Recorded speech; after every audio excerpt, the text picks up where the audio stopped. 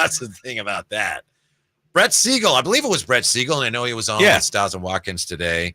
He has this to say, Drapes, I know this must have delighted you, and thank you, in fact, for sharing it. In the Western Conference, the Sacramento Kings are another team that has registered interest in Robert Williams. 6'9" center would provide immediate rebounding and defensive depth in the front court behind Domas. Sacramento ranked 14th in defensive rating, 13th in opponents' points in the paint during the season last year. Two areas that Williams would immediately provide a boost in. First of all, what do you make of that? Kings have registered interest in Williams. What do you think that even means? Gauging how much it'll cost to get him. You know, we've talked about the Kings needing a shot blocker, rim protector kind of guy, a lob threat. That's what Robert Williams is. It's a far cry, though, from their pursuing. Right. It's like exploratory talks, you know. And here's the thing about the NBA, too. Teams talk about players all the time.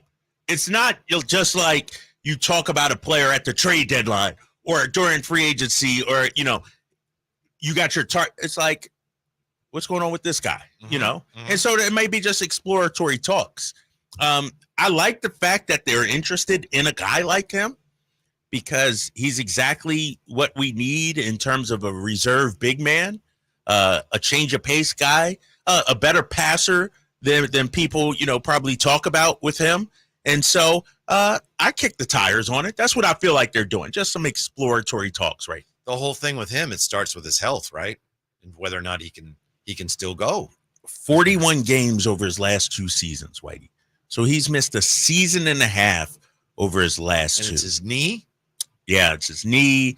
And he only played 6 games.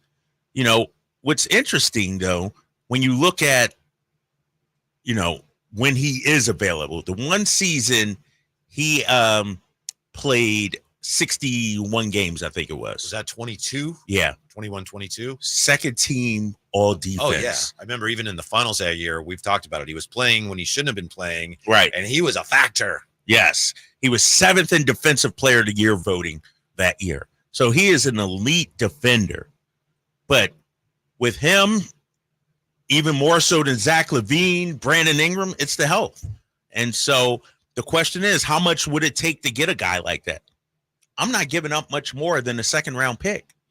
I don't even know if I'm giving up players, and I know you got to make the numbers work. I was going to ask if you know, not to put you on the spot, but what he's making or how it would help. What is he, $11 million, I think it was? I got it right here. 12 and a half he's making this upcoming season, then 13.2 the following season. So 2 years left on his deal. He had signed a 4-year, $48 million deal. He has 2 years and about $26 million left. And so if he was productive, that's a bargain. Bargain, exactly. And I know for a fact the Celtics really like this guy. They love this guy, but he couldn't stay on the floor, and that's why they ultimately dealt him. He was a fan favorite in Boston. All the time, you know, I follow a lot of Celtics accounts on social media. The numbers when Robert Williams played versus when he didn't play, you know, a couple of years ago, night and day. You're talking about that 2021-22 season. Night and day. And so he was a very productive member, but just couldn't stay healthy. That season, Whitey, 10 points, 9.6 rebounds. Double-double guy. Mm-hmm. We could use a guy like that. Yeah. And refresh my memory, if you would, sir. Time Lord is a nickname because he was late for practice all the time or something? Was that what it was? Let me run down this story. They call him Time Lord because he was late for his introductory press conference. That's right. He got drafted. We all there waiting. You know, where's he at? Where's he at?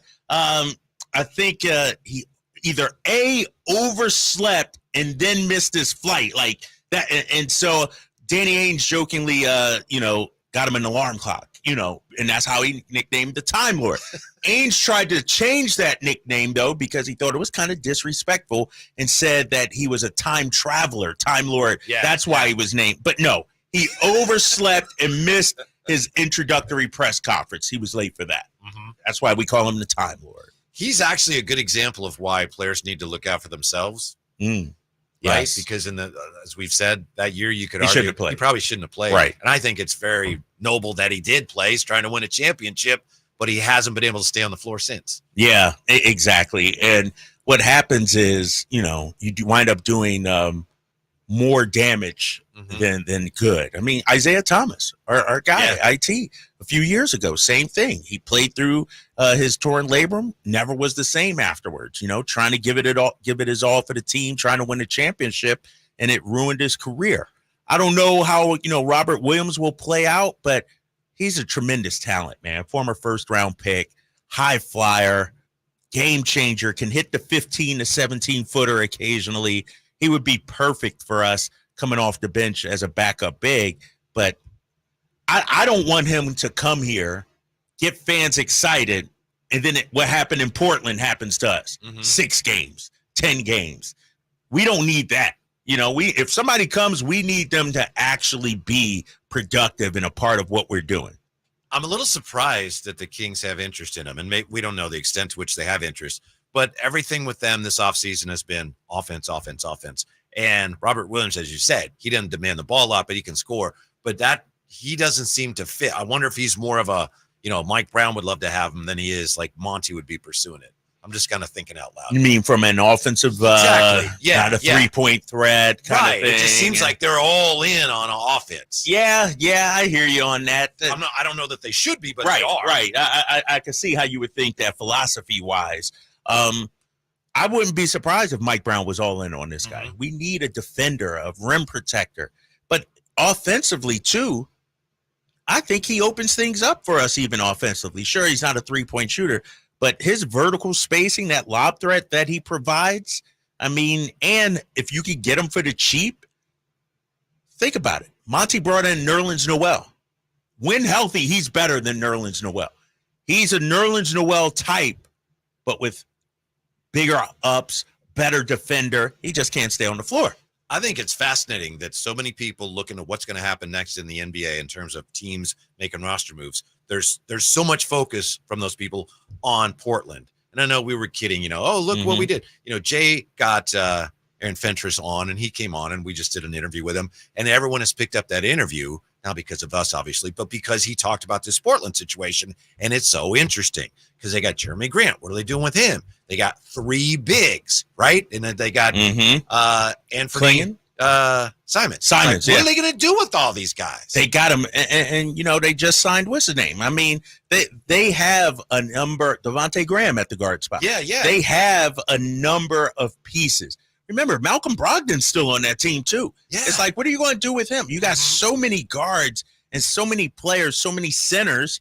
And here's the thing: even if Time Lord was healthy, this upcoming season for the Blazers, what is he, their 3rd center? Yeah. So it would make sense to move off of him. I'd keep an eye on that because I've always said, too, I've said this, the Blazers got to do something. They haven't done anything. They haven't cleaned house or traded anybody. Simons is still there, Shaden Sharp, Scoot Henderson. Forgot about Scoot. Brogdon's not there, fellas. Remember, he got traded for Otvia. Oh, yeah, I forgot. Yeah, it was the Otvia deal. Yep. And they brought in Denny Otvia. And so when you look at the Blazers roster, I'm going to pull it up right now. It's a mismatch. It's a mismatch. There's talent there, but it's like, well, that's not a roster. Yeah, exactly. It's a random collection of players. Matisse Thybulle. Thybulle's still there, though, right, Jay?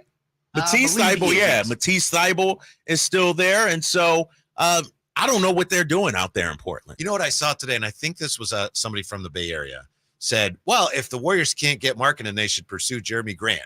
It's like, no, they shouldn't.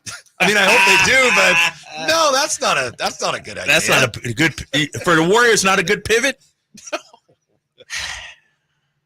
Is he good for us or no? Now remember, I've changed my opinion since we talked to yeah. Not if I have to give up 2 number 1s for him. Oh, good shooter. I'd rather have Cam. I think the Warriors are at a position, though, Whitey, sort of like the Lakers, where they just need talent. They just need somebody. They need bodies right now. They need productive NBA players. And I don't know if Jeremy Grant moves the needle for them or not, but they got some question marks, man. How good is Wiggins, this upcoming season? If Wiggins can't go, Jeremy Grant fills right in. I think the Warriors are still looking for, and they probably won't get it now, but they're looking for another star, because they don't have Clay anymore, and they were trying to get PG 13, and they were trying to get Markkanen. So, all right, you're running out of options there, but Jeremy Grant's not one of those guys. And I like Jeremy Grant. He's not in that category. No. I agree with you, but do you just tell Steph, all right, Steph, sorry, this is what we got? Or if you're Steph Curry, you got to get me somebody, right? Mm-hmm. You got to upgrade. Jeremy Grant may not be marketing or PG, but he's better than what they have, right? Mm-hmm. And so that's the question for Golden State. I think they're in if I'm them, if I'm being truthful, I'm building the next phase, and Kuminga is part of that. I don't understand why they would be willing to trade Kuminga.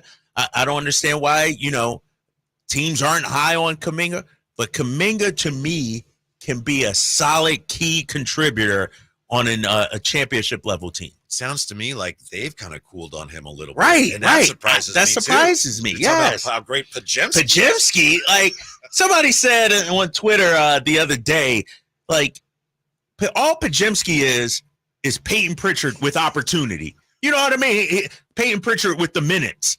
Like Peyton Pritchard could be Pajemski. I'd rather have Peyton Pritchard. Personally. Right, that's I don't know about that, but yeah. Shooter. But seriously, I don't understand why they're so high on Pajemski. When we come back, we'll tell you about some 49er fans today really concerned about Ayuk maybe getting traded. Is it nonsense? You decide next. Sactown Sports. At Fisher Investments, we may seem like other money managers, but we're different. What makes you so different than the rest of us? We ensure clients receive unparalleled